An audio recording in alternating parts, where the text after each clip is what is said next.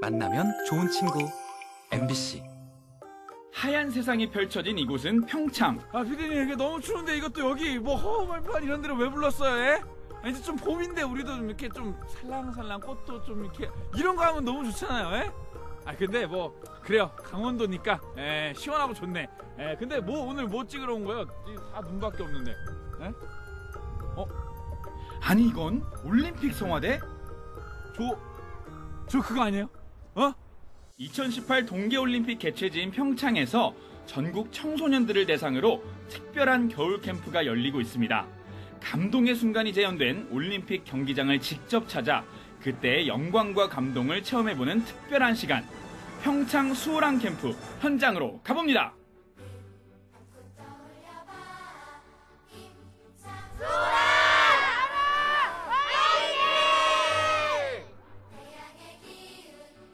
(2018) 평창 동계올림픽 및 패럴림픽 대회 기념관.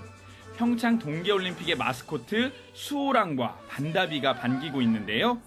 이곳은 전 세계에 환희와 감동을 안겨준 동계올림픽 개폐회식이 열렸던 장소로 올림픽의 정신과 역사, 2018 평창 동계올림픽의 유산을 한눈에 만날 수 있습니다. 그런데 여기 올림픽 기념관에 모여 열띤 설명에 귀를 기울여 집중하고 있는 아이들이 있습니다. 이런 전쟁을 엄청 많이 했는데, 그런 전쟁을 하다가도 올림픽 경기가 이루어지면 그 기간 동안에는 서로 전쟁을 하지 않고 휴전을 하는 거예요. 그럼 뭔가 우리나라도 뭔가 어떤 모습을 보여줘야겠죠. 네. 어떻게 했을까?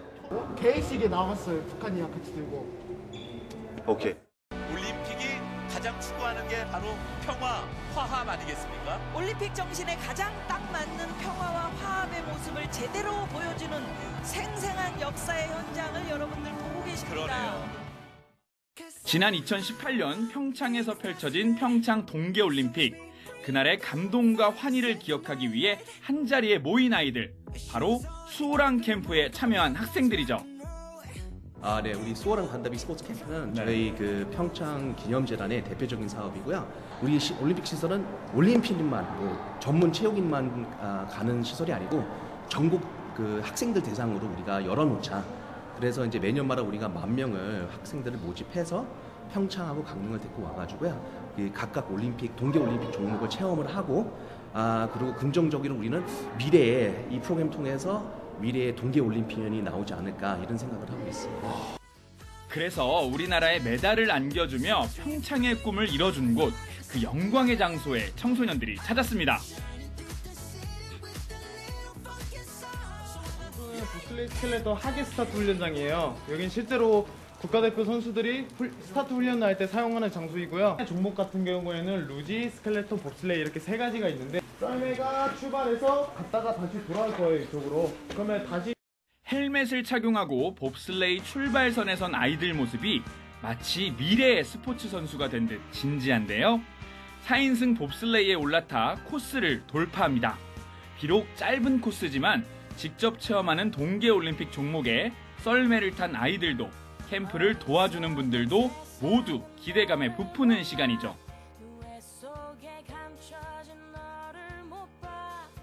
두려움을 이기고 얼음 위를 빠르게 달리자 아이들에게 짜릿함이 전해집니다. 봅슬레이가 가장 기억에 남은 것 같은데요. 아, 이게 왜? 이게 제일 재밌었어요. 그럼 오늘 기분이 얼마나 좋은지 우리 퍼포먼스로 표현해 봅시다.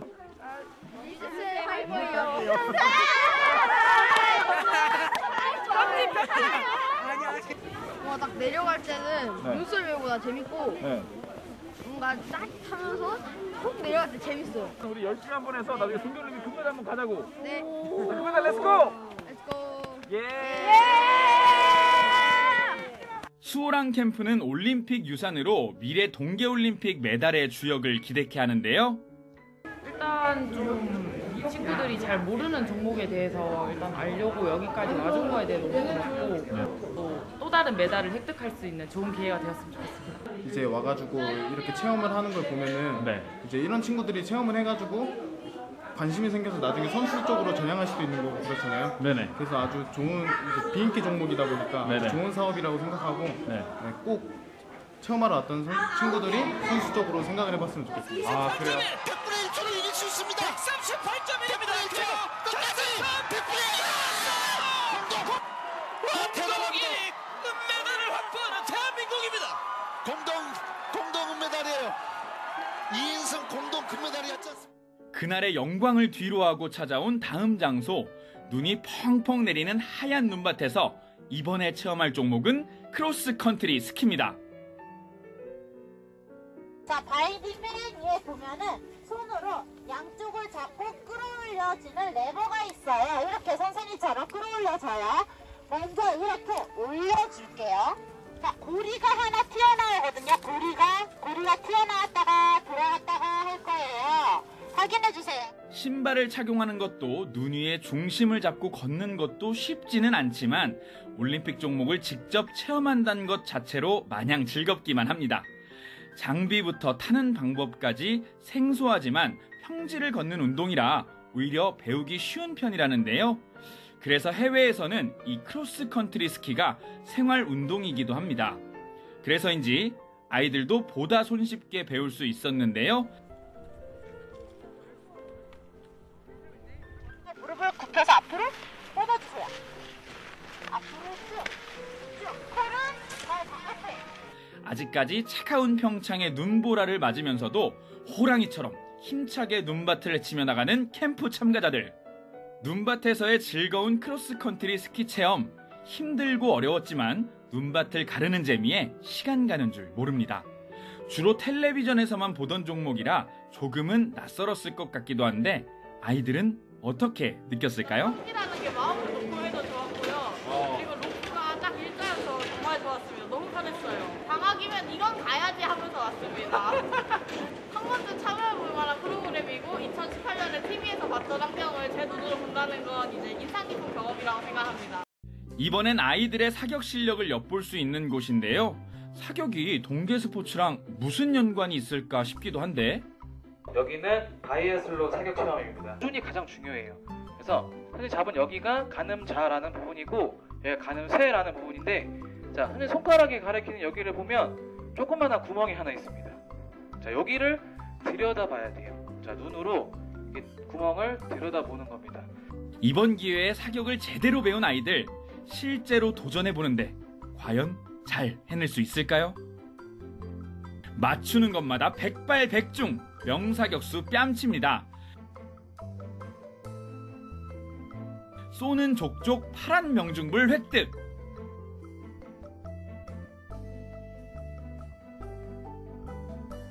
근데 족족 빨간불이 들어온 사람이 여기 있네요. 남자는 원래 이런 총으로 싸우는 게 아니라 당당하게 맨주먹으로 맞서는 겁니다. 에? 에이. 아니 왜 안 맞지? 왜 안 맞지 이상하네. 동계올림픽의 성공 역사를 이어갈 미래 주역. 아이들에게 스포츠 교육의 기회를 제공한 뜻깊은 시간. 동계 스포츠 많이 사랑해주세요. 미래의 주역 청소년들의 참여로 평창 동계올림픽, 그때의 감동과 영광의 순간을 다시금 맞이할 수 있길 기대해봅니다.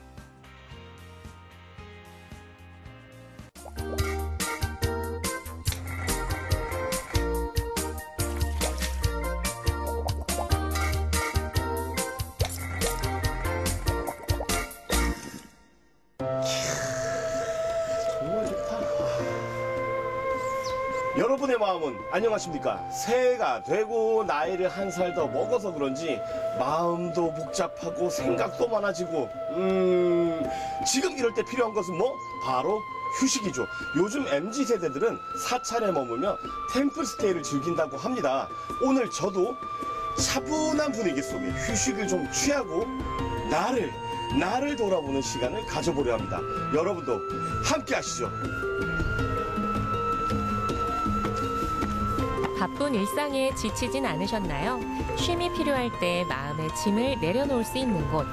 오늘은 두타산자락에 자리한 천년고찰 동해 삼화사로 떠나봅니다. 지금 오늘 계신 것 같습니다. 안녕하십니까? 네, 안녕하세요.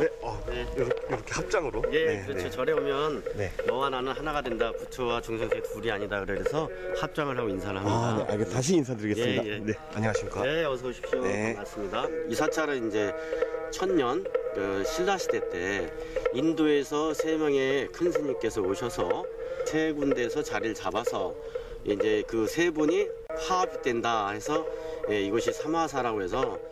네, 그렇다면 오늘 제가 삼화사의 목적은 템플스테이입니다. 아, 네. 그럼 오늘 템플스테이를 함께 도와주시죠. 네, 그래요. 그러면 가서 또 템플스테이에 대해서 설명도 드리고. 네. 자, 이동하시죠. 네. 네. 설레는 마음으로 템플스테이 장소로 향했는데요. 고즈넉한 산사에서 어떤 하루를 보내게 될까요? 일단 저희 템플스테이에 오셨으면 사찰 이제 수련복을 먼저 갈아입으시고 오늘 그 하루 일과가 이제 시작되겠습니다. 제가 오늘 깔맞춤을 했습니다. 의자를. 그렇네요. 저도. 네, 여기 고맙습니다. 네, 갈아입고 오겠습니다. 네. 수련복으로 갈아입고 본격 체험에 나섰는데요. 오늘 첫 일정은 스님과 차를 마시며 담소를 나누는 차담으로 시작합니다. 일단 환복을 이렇게 하고 왔는데 가장 처음 궁금한 게 있습니다. 네. 일단 템플스테이가 뭡니까? 우리 2002년 한일 월드컵을 개최했지 않습니까? 그때 이제 많은 외국인들이 오고 하는 과정에서 우리도 뭔가 문화 콘텐츠를 있어야 되지 않겠나 해서 문화관광부하고 우리 이제 한국 사찰하고 서로 협업을 해서 처음 이제 시작을 하게 됐어요. 그러니까 저는 지금 리포터로 스님을 뵀지만 제 본업은 이제 음악을 하고 있습니다. 그래요? 네, 제 힙합 음악을 하고 있거든요. 힙합이요? 웃어도 되는 거예요? 아니, 어떻게 되면 제가 그 힙합 1세대라고 할까요, 음악에? 1세대요? 그거 내가 좀 한번 보여드릴까요? 이게 웨이브 이거. 진짜 기본기가 완벽하신데. 저도 이것만 계속 이것만 계속 연습을 했었거든요. 와, 이야. 잠깐 이제 코로나 시기가 이제 그 시기가 지나고 나서 지난해 좀 괜찮은 것 같으면서도 마음속에서는 계속해서 이거 어떻게 하지? 결국 미래에 대한 불안감. 그게 굉장히 크게 오더라고요. 어차피 미래는 오지 않았기 때문에 걱정하지 않는 훈련. 제 오늘 한마디에 모든 게 해소되진 않겠죠. 근데 굳이 조언을 드리자면 과거 실체 없고 미래는 아직 오지 않은 것에 대해서 우리는 감정을 자꾸 일으키려고 하는 습성이 있어요, 인간은. 그래서 오지 않은 미래에 대해서 자꾸 걱정을 하고 불안해할 필요 없다. 제가 지금 아침부터 몸과 마음이 지금 굉장히 차분해진 상태인데 또 어떤 걸 또 체험을 해보면 좋을까요, 제가? 네, 오늘 이제 우리 사찰에 오셨으니까 또 이렇게 템플스테이를 체험을 하시는데 우리가 많은 분들 이제 체험할 때 108참회라는 게 있습니다. 108가지 번뇌 하나하나에 대해서 내 허물을. 저는 뭐 번뇌가 없는 사람이라. 그건 없다고 하지만 사실 번뇌가 많은 거예요. 네, 그렇다면 스님의 가르침에 따라 이제 108배를 한번 또 해보도록 하겠습니다. 네, 가시죠. 과연 성공할 수 있을까요? 이제 108배를 하기 전에 기본 절하는 법을 아셔야 절을 하실 거 아닙니까? 자, 합장을 하고 그대로 무릎을 꿇습니다. 왼발이 오른발 엄지발가락을 눌러요. 그런 다음에 자, 땅바닥에 대고 자, 그 다음에 손 또 여기 팔꿈치까지 이렇게 닿게 됩니다. 부처님은 발을 양쪽 발 들어가서 이렇게 들어 올리는 거예요. 뒤까지만 올려요. 그 다음에 내린 다음에 다시 돌리고 여기서 짚고 일어나면서 합장을 하면 이게 1배가 됩니다. 자, 이렇게 들은 다음에 한번 바로 절을 하는 거예요, 그냥. 불교에서 말하길 인간에게는 108가지의 번뇌가 있다고 하는데요. 한번 절을 할 때마다 마음을 괴롭히는 것들을 하나씩 비워내는 게 108배 수행입니다. 템플스테이를 통해 처음 경험해보는 리포터. 잠시 자신을 돌아보며 참회의 시간을 가져봅니다. 아유, 좀 힘드셨죠? 108배라는 게 원래 꾸준히 하다 보면 괜찮은데 안 하다 갑자기 좀 힘들기도 합니다. 처음 해봤습니다. 그래요? 좋은 경험 하셨네요. 이게 108배가 온 척추로부터 전신을 운동을 시켜주는 효과도 있고 그래서 몸 전체를 원활하게 하는 그런 좋은 장점이 있습니다. 저 방금 진짜 뻥 아니고 방금 꼬르륵 소리 났어요. 아, 그래요? 배고프시죠? 어느덧 이제 점심 공양 시간이 됐네요. 네, 점심 공양 준비했으니까 가서 드시러 가시죠. 가시죠. 밥 먹을 생각에 발걸음이 한결 가벼워졌는데요. 정갈하면서 영양도 듬뿍 담긴 사찰 음식들. 보기만 해도 먹음직스럽죠. 이렇게 또 맛있는 한상이 제 눈앞에 있는데 혹시 뭐 따로 식사 예절이 뭐 어떤 게 있을까요? 원래 스님들에게는 이제 바로 공양하는 게 있어요. 기본 공양 방법이 있습니다. 오늘은 좀 맛있게도 바로 공양 대신 그냥 시판 공양으로 대신 돼요. 어쨌든 맛있게 깨끗하게 남김없이. 예, 그렇죠. 예, 드시죠. 네, 고맙습니다. 먹어봐요. 근데 원래는 지금 바로 공양은 이렇게 짐승들이나 이렇게 닭이나 소, 돼지는 이렇게 하잖아요. 바로 공양을 원래 이렇게 들고 먹고 내려놓고 고개를 숙이지 않게 먹는 게 바로 공양 기본 예절인데 오늘은 그냥 우리가 식탁의 시판 공양이니까 그냥 편하게 드세요. 108배를 마치노라 그런지 꿀맛이 따로 없습니다. 사찰 음식엔 고기도 없고 자연에서 얻은 재료 본연의 맛을 살리는 게 특징인데요. 식사를 하는 것도 수행의 한 과정이라 되도록 말을 삼가고 식사에만 집중해야 합니다. 배가 많이 고팠는지 뚝딱 해치운 리포터. 반찬 하나 남김없이 깨끗하게 비웠네요. 있었는데 없어졌고 배가 고픕니다.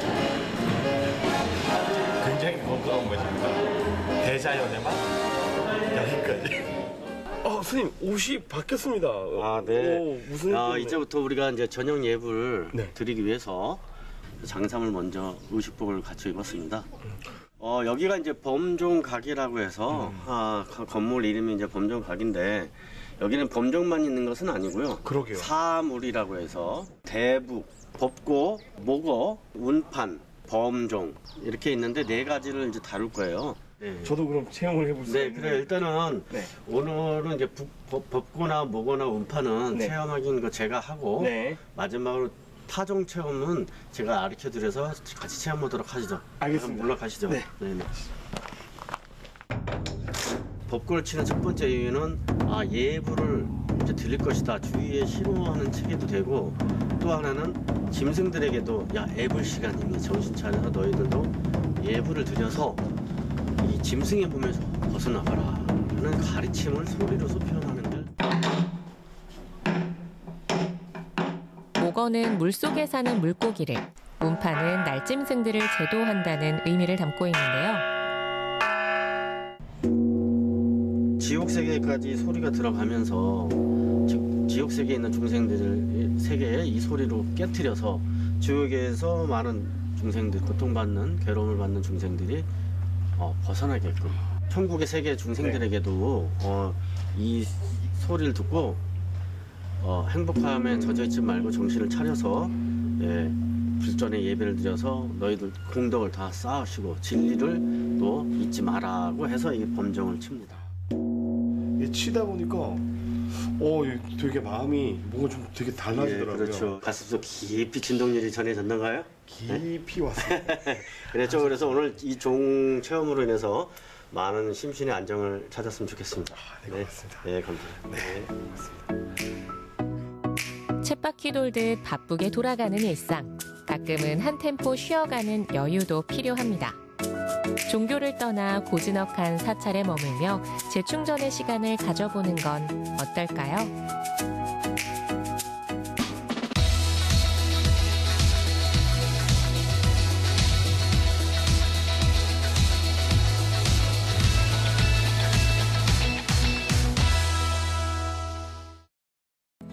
버튼만 누르면 깨끗한 음원으로 음악을 들을 수 있는 방법들이 많건만 굳이 LP를 찾는 이유가 있습니다. 감성이죠. 옛날 감성으로 다시 들을 수 있어서 그 느낌이 있거든요. 돌아가는 걸 눈으로도 이제 보면서 들을 수 있기 때문에.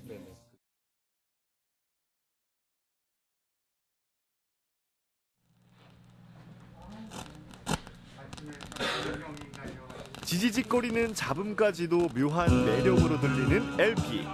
최근 레트로 열풍이 불면서 아날로그의 상징인 LP에도 관심이 많다고 하는데요. LP의 매력은 무엇인지 궁금하네요.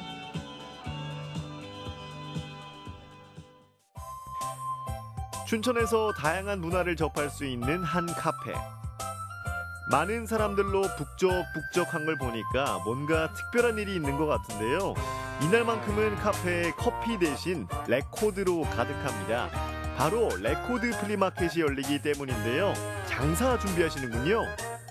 사실은 1990년대 이후에 CD가 나오면서 LP 산업이 많이 위축이 됐었는데 그때도 다른 외국에서는 특히 미국이나 이런 데서는 계속 LP를 찍었었거든요. 그러면서 점점 LP에 대한 향유가 높아지고 있었던 거죠. 그리고 LP 사업이 점점 커지고 있으니까 음악을 워낙 좋아하고 또 그런 걸 많이 알리고 싶고 하는 의미에서 이렇게 시작하게 됐습니다. 다시 LP에 대한 관심이 많아지고 있는데요. 애지중지 소장했던 LP들을 가져와서 중고장터를 열었습니다. 그러면 주로 어떤 것들을 많이 갖고 오신 거예요? 저는요 중고 음반들을 좀 많이 갖고 왔죠. 새거 요즘 재발매되는 음반들 말고 중고 음반들을 좀 많이 갖고 왔어요.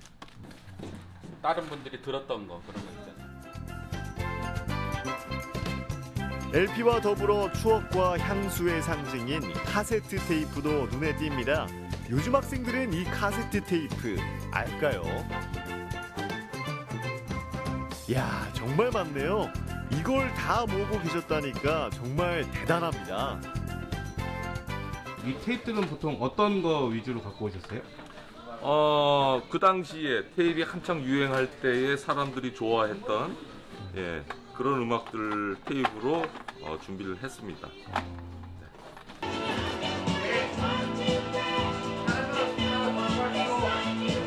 한창 바쁘게 준비하는 시간에 카페로 배달된 짜장면. 짜장면 시키신 분? 대표님 근데 좀 맛있는 거 드셔야 되지 않나요? 어떻게 하다 보니까 처음 시작을 이걸로 했는데 그 다음부터는 이게 자연스럽게 서울에서 올 때 이게 기다려지더라고요, 짜장면. 아, 그러면 이게 어떻게 보면 하나의 전통인가요? 네, 그렇습니다. 춘천 레코드 플리마켓의 전통에 따라서 짜장면으로 시작했는데요. 매달 열리는 플리마켓이라서 그런지 판매자분들과 다들 친하시네요. 참여하신 셀러분들하고 네. 엄청 친하신 것 같아요. 좋죠. 좋아하고 제가 참 좋아하는 분들입니다. 어떻게 이렇게 만나시게 되신 거예요? 음악, 베이시스트 악기를 다루시는 분이고 베이시스트였죠. 박수훈 씨도 역시 싱어송라이터고 그러다 보니까 이렇게 보인 게 뭐랄까 음악을 너무 좋아해서 자연스럽게 좀 친해졌다 그럴까요? 네, 그렇게 됐습니다. 제가 서울에도 가서 자주 보고 했었어요. 네. 드디어 문이 열린 레코드 플리마켓. 왠지 나이 지긋한 중년들이 찾을 것 같았는데 의외로 젊은 분들이 많은데요. 레코드가 유행을 하면서 LP를 찾는 MZ 세대들. 감성이 통했나 봅니다. 네. 어때서 이렇게 직접 와보시니까? 여러 가지 구경하니까 좋네요. 네. 어떤 음악을 주로 이렇게 LP로 만약에 사게 된다면?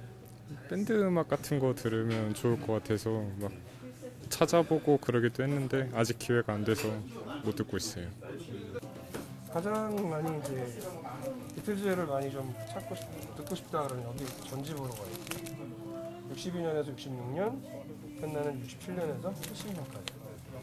그리고 비틀즈 앨범의 가장 큰 특징은 보시면 아시겠지만 사과.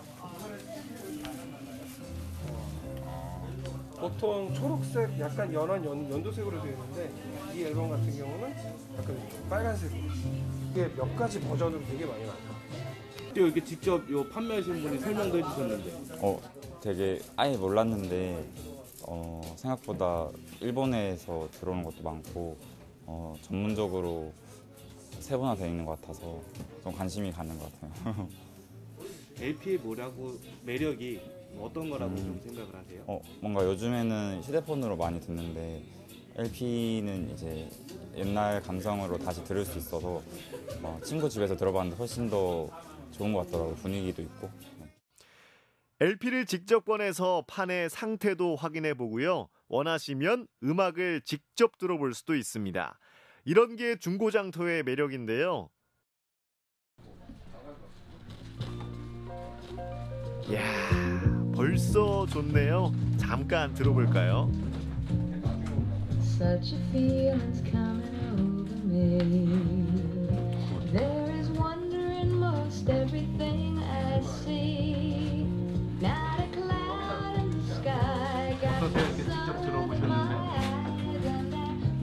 아주 따뜻하고 그냥 머릿속이 맑아지는 느낌.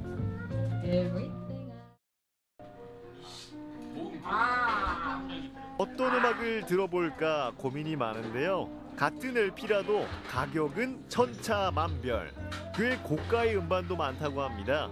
과연 어떤 음반들이 비싸게 거래되는 걸까요?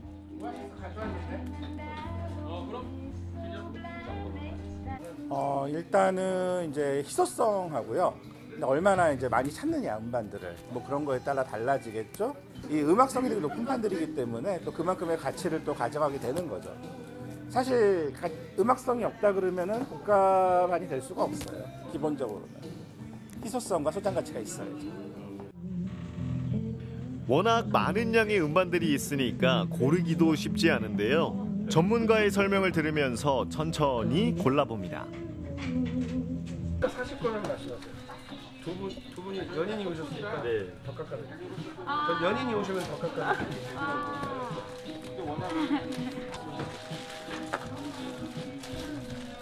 원하신 거 구매하신 거예요? 아, 네.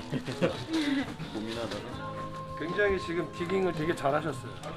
왜냐하면 처음에 이렇게 딱 받아서 이거 주세요 하시지 않고 이렇게 계속 돌면서 가격을 저로 이렇게 얘기할 수 있거든요. 약간 시장에서 물건 사는 느낌이 되게 좋죠. 여기가 아날로그 미디어니까 아날로그 틱하게 설명해 주시고요.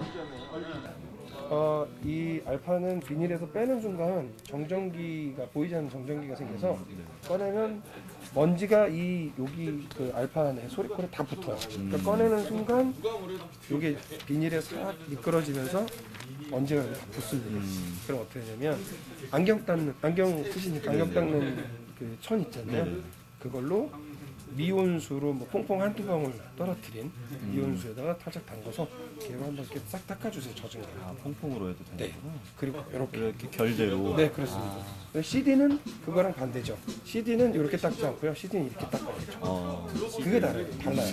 LP는 소리콜 방향으로 닦아주시고 뒤집어서 잡아서 이런 마켓들이 생기는 건 어떻게 생각하세요? 너무 좋죠. 이렇게 음악 좀 좋아하시는 분들끼리 이제 뭐 만나가지고 또 이런 구경도 하고 좋은 시간이 될 수 있을 것 같아요. 집에서 정말 소수로 뭐 막 20, 30장 있으신 분들도 있을 거고, 예, 그렇죠. 100장도 있으실 것 같은데 그런 분들도 혹시 뭐 참여가 가능할까요? 그럼요. 그 누구라도 오시면 한 장을 들고 오셔도 좋고요. 뭐 많이 갖고 오셔도 좋고 같이 해서 같이 물건도 좀 파시고 또 사시기도 하고, 그리고 집에 쓰고 있는 것 중에 클리닝을 좀 하고 싶은 분들은 갖고 오시면 제가 클리닝을 좀 해드립니다. 그렇다고 너무 많게는 힘들겠지만 뭐 주로 잘 들으시는 것 중 클리닝 좀 했으면 좋겠다 싶은 것들은 LP 클리닝도 해드리고 하고 있습니다. 옛 기억을 부르는 과거의 향수지만 젊은 세대에게는 새로운 경험으로 다가오는 LP. 시간이 흘러도 그 안에 담긴 감성은 변하지 않는데요. 귀를 통해 전해지는 따뜻함. 춘천 레코드 플리마켓에서 만나보세요.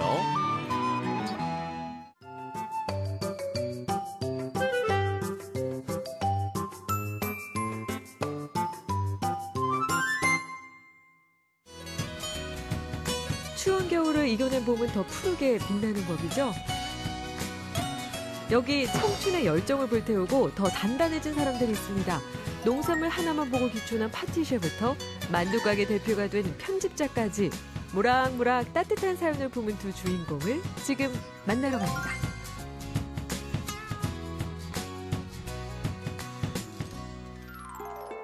쌀쌀한 입샘 바람에도 이곳엔 열기가 후끈합니다. 경북 영주에 자리한 한 베이커리인데요. 사회적 기업을 운영하는 대표 제빵사가 오늘의 첫 번째 주인공입니다. 저는 오광석이라고 합니다. 7년 정도 전에 영주에 내려와서 여러 가지 농산물이라든지 그리고 우리 쌀을 이용해서 빵집을 운영하고 있습니다. 빵의 기본은 밀가루입니다. 국내 생산은 많지 않아서 수입에 의존할 수밖에 없는데요. 오광석 대표는 재료의 한계를 이겨내려 했습니다. 우리 쌀에 대한 소비가 많이 위축되고 있고요. 최근에는 우리 쌀 소비가 많이 줄었다고 합니다. 그래서 쌀을 이용해서 빵이라든지 케이크류들을 만들어서 쌀 소비를 조금이라도 촉진할까 해서 좀 진행을 하고 있습니다. 그에게 경북 영주는 낯선 도시, 연고도 없는 곳에 귀촌한 이유도 쌀이었는데요. 우리 농산물로 쌀 베이킹을 하고 싶다는 목표, 그게 오 대표를 움직였습니다. 쌀 발효정을 이용한 빵들이다 보니까 제품들이 굉장히 촉촉하고 부드럽습니다. 그리고 저희가 갖고 있는 여러 가지 깜빠뉴 제품들이 있는데요. 그중에는 이제 두부를 이용한 제품들도 있고 국내산 농산물을 이용한 제품들이 있어서 고객들이 많이 선호하고 있는 편입니다. 밀가루 대신 두부와 쌀로 만든 빵은 금세 입소문이 났고요. 첫 빵이 나오길 기다리는 단골들도 꽤 늘었습니다. 직접 맛본 사람들의 평가는 어떨까요? 두부 브레드가 맛있다고 추천받아가지고요. 여기 방문하게 되었습니다. 쫀득쫀득해요. 그리고 잘라갖고 좀 식어도 잘라갖고 이거 구워서 토스트처럼 해 먹어도 맛있어요. 빵에 대한 그의 진심을 알아주는 단골 덕분에 오늘도 오 대표는 뿌듯합니다. 그가 보람을 느끼는 순간이 또 있다면 청년들이 자부심을 품고 일할 텐데요. 젊은 청년들이 자꾸 외지로 일자리를 찾아서 떠나고 있는데요. 현재는 저희가 이 지역에서 청년들과 소외계층들을 위한 여러 가지 일자리 창출을 하는 사업을 하고 있습니다. 오광석 대표에게도 치열했던 젊은 시절이 있었습니다. 프랑스를 시작으로 한국의 이름난 호텔에서 일했고요. 30대 때는 유통사업에도 뛰어들었죠. 50대가 된 지금도 그의 열정은 웬만한 20대 못지않습니다. 청년 동료들 사이에서도 롤모델로 통하죠. 사장님이요? 네. 에? 다 들리나요? 조그맣게 얘기해야지. 가끔씩 나이스 이렇게 해주시거든요. 그러면은 그걸 듣고 이제 또 되게 파이팅 넘치는 하루가 되죠. 그거 들으면. 꾸준히 지역 활성화를 고민하는 오광석 대표. 그가 앞으로 이루고 싶은 또 다른 목표가 있을까요? 앞으로 이제 여러 가지 농업과 관련된 여러 가지 사업들을 같이 구상을 해서 우리나라 농산물을 빵에 접목하고 우리 농산물들을 많이 활용할 수 있는 여러 가지 사업들을 지금 구상 중에 있습니다. 두 번째 주인공이 있는 곳 경북 의성군입니다. 언뜻 보면 청색 기와의 주택 같기도 한 이곳은 세 가족이 함께 운영하는 만두집인데요. 나이 지긋한 아버지도 인상 좋은 어머니도 아닌 딸이 사장님. 제 옆에 계신 분은 저희 아버지 그리고 어머니이시고요. 온 가족이 함께 이제 재료 손질부터 만두를 매일매일 직접 빚어서 음식을 준비하고 있습니다. 아버지는 분위기 메이커고요. 주부구단 어머니는 일당백 조력자입니다. 가족이 함께 일해서 의지도 되고 좋은 점도 많습니다. 시행착오를 많이 겪었는데 그럴 때마다 좀 같이 중지도 모으고 아이디어 이렇게 해보자 저렇게 해보자 아이디어 내면서 좀 좋은 방법을 찾아갔던 것 같아요. 항상 큰 힘이 되고 있습니다. 유명 음식 잡지의 편집자로 20, 30대를 보낸 김진우 대표. 즐기면서 했던 일이라 직업이 싫었던 건 아닙니다. 새로운 꿈이 생긴 것뿐이죠. 원래는 이야기를 많이 하는데 어떤 얘기 하시는데요? 좋아하는 이형이 무척 그냥 왜? 아버지는 사실 경북 의성이 고향입니다. 농토도 있고 집도 있고 하니까 이거 내려왔는데 집 사람들은 대부분 그렇잖아요. 이게 이제 찬성해가지고 내려오는 경우 잘 없잖아요. 서로 떨어져 있던 시간이 길었기 때문일까요? 매일 오후 가족이 함께 만두를 빚을 때가 진우 씨는 가장 좋습니다. 그런데 많은 음식 가운데에서 왜 만두였을까요? 만두를 저희 어렸을 때부터 가족들이 모여가지고 만두피도 직접 밀고 만두를 빚으면서 같이 얘기도 하면서 그런 기억들이 너무 좋아서 만두가 저한테는 소울푸드거든요. 그래서 이제 식당을 하자라고 생각했을 때 자연스럽게 제일 먼저 떠올랐던 게 만두였습니다. 가족에게 남다른 의미가 있는 만두라서일까요? 식탁에 올릴 때도 당연히 가족이 먹는다는 마음으로 신경을 씁니다. 식감을 위해서 모든 재료 손질, 이제 썰고 하는 과정을 손으로 작업을 하고 있고요. 식감이 다르게 느껴지실 거예요. 식감까지 챙기는 세심함. 이건 12년 경력의 편집자 출신 사장님이라서 가능한 거겠죠? 메뉴판이나 뭐 SNS에 홍보 글귀 하나를 쓰더라도 그런 것들이 좀 자연스럽게 녹아 나오고 보시면 뭐 메뉴판의 사진하고 실제 나오는 음식하고 똑같거든요.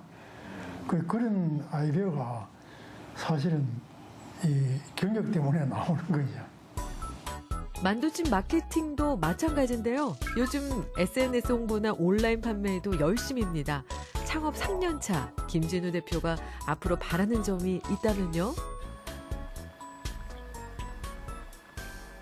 언제든 믿고 찾을 수 있는 그런 식당으로 자리 잡고 뭐 의성을 찾아주시는 또 관광객분들께는 의성에 대한 좋은 기억을 남겨드릴 수 있는 그런 식당으로 자리매김하고자 하는 게 목표입니다. 청년 시절 자신의 자리에서 묵묵히 일했고 두 번째 인생도 멋지게 살아가는 사장님들. 두 사람의 사연이 마음 쌀쌀한 청년들에게 꽉 채운 손만두 같은 온기를 전해주길 바랍니다.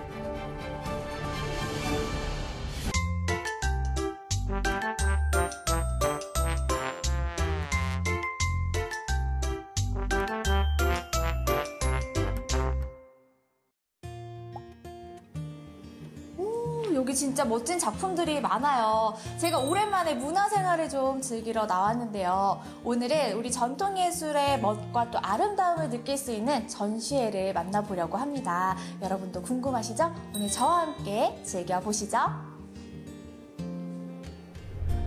봄이 머지않은 요즘 여유로운 예술 산책 즐기고픈 분들 많을 텐데요. 문화적 소양을 채우기 위해 잊혀져가는 우리 전통예술의 뿌리를 만나봤습니다. 우리 전통예술, 민화와 판화의 세계로 함께 떠나보시죠.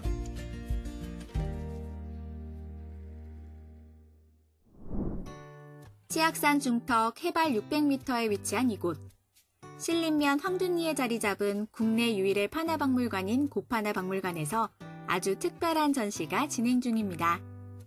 네, 관장님 안녕하세요. 네, 반갑습니다. 지금 여기 보니까요. 예. 작품들이 워낙 많아가지고 제가 지금 어디서부터 둘러봐야 될지 모를 정도인데 일단은 이 고판화 박물관이 어떤 곳인지 소개 좀 해주세요.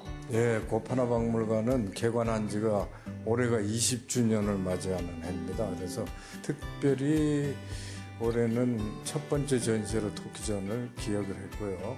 저희 박물관은 우리나라 1000개 박물관 중 유일한 판화박물관이고 소장품은 한국, 중국, 일본, 티벳, 몽골, 네팔, 베트남계 6,400여 점 가지고 있는 세계적인 인쇄 박물관이라고 생각하시면 되겠습니다. 네. 그러면 지금 다양한 작품, 뭐 각 나라의 작품들이 있는데 혹시 고판화의 종류도 여러 가지가 있나요? 고판화를 이제 재료적인 측면에서 보면은 그 원판을 찍어내는 목판도 있고, 그 다음에 그걸 찍어내는 동판도 있고, 그 다음에 그걸 찍어내는 석판도 있고, 그래서 다양한 장르와 재질을 갖고 있습니다. 네. 지금 관장님의 말씀을 듣다 보니까 이 고판화의 매력이 정말 더더 궁금해지는데 그러면 저 여기 있는 작품들 좀 안내해 주실 수 있을까요? 예. 그러시죠. 네. 판화는 인쇄문화의 꽃이라 불리는데요. 일제시대 이후 우리의 옛 먹판화는 사라져갔지만 우리나라 유일의 판화박물관에서 여전히 고판화의 아름다움과 신비함이 살아 숨쉬고 있죠. 전시된 고판화, 목판, 고서 등 무려 6,000여 점의 작품 모두 하나하나 수집된 유물인데요. 와, 아니 이 작품도 굉장히 대단한데요? 그렇죠. 이 판화 중에서는 아주 규모도 크고 이제 흑백 판화 중에 대표적인 판화입니다. 그리기도 어려운 거를 나무판을 파가지고 새겨서 찍어낸 거예요. 아니 보고도 이게 네. 판화 작품이 맞나 싶을 정도로 엄청 세세하게 그렇죠. 세밀하게 그렸어요. 여기 있는 작품 6,400여 점이 제가 30년 동안 이 고판화에 미쳐가지고 수집한 유물이거든요. 그 너무나 좋아하고 사랑하니까 어떤 기적이 일어났냐면 이걸 찍은 원판을 3년 전에 구하게 됐어요. 이 판화를 찍어낸 네. 원판이요? 진짜 귀한 작품인데요? 헉, 이거구나. 우와. 박물관에 있는 수많은 작품 중 가장 눈길을 끈 건 광경 만다라 판목이었는데요. 만다라라는 신성한 단 위에 부처와 보살의 모습을 표현한 그림으로 믿기 힘들 정도로 정교한 모습을 자랑했습니다. 광경 만다라 판목은 가로, 세로 1m가 넘는 대작으로 대형 3번 나무 3쪽에 정토 세계를 새겼는데 현존하는 작품 중 최고 수준이라 평가되고 있죠. 이 외에도 다양한 작품을 감상할 수 있었는데요. 새해를 맞이해 특별 토끼 전시회도 진행 중이었습니다. 또 토끼의 특징은 뒷다리가 긴 게 특징이잖아요. 그래서 올해는 개묘년은 코로나나 우크라이나 전쟁이나 여러 가지 어려운 문제를 토끼의 뒷다리로 힘차게 뻗어가지고 지혜와 복덕으로 그냥 모든 걸 극복하고 희망의 행복의 사회가 됐으면 하는 바람을 갖게 되는 거죠. 박물관에서는 판화 체험도 진행 중인데요. 아니 진짜 여기 다른 여러 작품들을 보다 보니까 저도 판화의 매력에 점점 더 빠져드는 것 같아요. 저도 한번 해볼 수 있는 거죠? 아, 그렇죠. 올해가 토끼 해니까 네. 검은 토끼를 한번 찍어보도록 하겠습니다. 네. 작품이 완성되기까지 검은 먹을 갈고 하나하나 새겨내기에 판화란 기다림의 예술이라고도 불리는데요. 정교하게 새겨지는 판화 작품을 보며 좀 더 느긋하게 작품을 즐기는 안목도 기를 수 있었습니다. 우와, 네. 너무 잘 나오는데요? 네, 잘 나왔죠. 직접 해보니까 이 판화의 매력을 더 잘 느낄 그렇죠. 수 있을 것 같아요. 이제 가져가셔가지고 1년 내내 액자에 넣어놓고 토끼의 지혜와 복덕을 다 가지시기 바라겠습니다. 판화의 매력에 흠뻑 빠졌던 시간. 원주에서의 첫 번째 예술 산책을 마치고 다음 전시회로 향했습니다. 또 다른 대표적인 우리나라 전통예술, 민화 전시회로 향했는데요. 네, 이번에는 또 다른 전통 예술을 만나기 위해서 제가 영월에 왔는데 특별한 전시가 열리고 있다면서요. 어떤 전시인가요? 이번 전시는 금년도가 토끼해잖아요. 네. 그래서 이제 풍요와 번성의 의미를 담고 있는 토끼 그림을 한 해 동안 행복하시라는 그런 메시지를 담아서 이번 전시를 하게 되었습니다. 네. 아니 근데 실례지만 누구신데 이렇게 저에게 설명을 잘해주시는 거예요? 저는 영월에 있는 조선민화박물관장 오숙환입니다. 이번 전시를 준비한 조선민화박물관은 국내 최초의 민화 전문 박물관으로 5천여 점의 민화 유물을 갖추고 있는데요. 이번 특별 전시의 개최로 다양한 민화 작품 외에도 전국 현대 민화 작가의 토끼 그림이 전시됐습니다. 민화가 가지고 있는 의미가 어떤 게 있을까요? 그러니까 이제 일반 그림은 보기 위해서 감상을 목적으로 그려진 그림이라고 한다면요. 민화라는 그림은 우리가 살아가면서 바라는 바를 의미를 담고 있는 뜻그림입니다. 그래서 민화 속에는 우리의 꿈과 사랑이 담겨있는 그림이라고 할 수가 있습니다. 그럼 안에 있는 작품들 좀 둘러볼 수 있을까요? 네, 같이 한번 둘러보시죠. 네. 조선민화박물관에서는 매년 신진 작가들을 배출하고 있는데요. 이번 전시작 역시 전국 70여 명의 민화 작가가 참여했죠. 현대 민화인 만큼 각양각색의 상상력으로 다양한 소재의 토끼 모습을 그려냈는데요. 마치 이상한 나라의 앨리스 속 토끼가 떠오르듯 다채로운 작품들을 엿볼 수 있었습니다. 이 민화가 예로부터 정말 많은 사람들한테 사랑을 받는 대중적인 그림이라고도 할 수 있잖아요. 예, 그렇죠. 민화가 가지고 있는 특징이라면 어떤 게 있을까요? 민화라고 하면은 이제 정의 내리기 쉽진 않은데 생활용품에 가까운 예술품이라고 하셔야 될 거예요. 익명성이라든지 상징성, 반복성, 또 해학성 이런 특징들을 엿볼 수가 있습니다. 생활 속에서 누구나 함께 즐겼던 그림이라고도 생각을 할 수가 있겠네요. 그렇죠. 그러면 제가 일단 그림은 둘러봤는데 혹시 민화와 관련된 체험도 해볼 수 있을까요? 예, 조선민화박물관에는 이제 민화와 관련된 체험이 굉장히 많이 준비가 돼 있는데 제가 한 3가지 정도 지금 준비를 해봤어요. 우리나라 생활문화를 담은 민화는 그 형식이 자유분방한데요. 그에 걸맞게 이번 전시에선 우리나라 고유의 멋과 아름다움을 환상적인 미디어 아트 관람 체험 등 다양한 방식과 체험으로 만나볼 수 있었습니다. 민화 컬러링북 체험과 쿠션 만들기도 해볼 수 있었는데요. 예술작품 감상뿐 아니라 재밌고 실용적이기까지 한 체험거리로 가득했죠. 제가 오늘 좋은 기운이 담긴 이 민화 작품도 많이 보고 또 체험까지 하니까요. 왠지 민화가 좀 더 친숙해진 그런 기분이 들어요. 네, 아주 잘하시네요. 체험도 재밌었고요. 보통 전통 예술, 전통 문화라고 하면 좀 어렵게 생각하시는 분들도 그렇죠. 많은데 예. 제가 오늘 만나보니까 전혀 그렇지가 않은 것 같아요. 네, 직접 접해보면 쉽게 친숙해질 수 있는 게 우리 정서니까. 맞습니다. 예. 민화와 판화의 세계를 접해본 오늘 전통예술 전시회를 통해 기억해야 할 우리 옛 전통예술을 되새겨본 의미 있는 시간이었습니다.